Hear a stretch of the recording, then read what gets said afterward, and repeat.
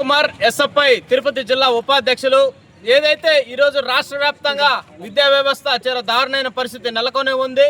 ఏదైతే రాష్ట్ర వ్యాప్తంగా వేల సంక్షేమ హాస్టల్స్ ఈరోజు విద్యార్థులు చదువుతూ ఉన్నారు.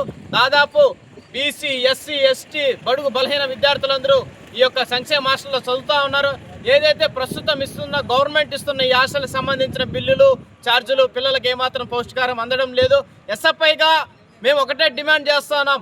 రాష్ట్ర వ్యాప్తంగా సంక్షేమ హాస్టల్లో ఉండి విద్యను అభ్యసిస్తున్న విద్యార్థులందరికీ ప్రతి నెల 3,000 రూపాయల వరకు వాళ్ళకి మెస్ బిల్లులు వాళ్ళ అకౌంట్ నుంచి హాస్టల్ అకౌంట్కి ఇవ్వాలని ఎస్ఎఫ్ఐగా మేము డిమాండ్ చేస్తున్నాం. ఈ యొక్క 3,000 రూపాయలు ఇచ్చేంత వరకు ఎస్ఎఫ్ఐ పోరాడుతుంది.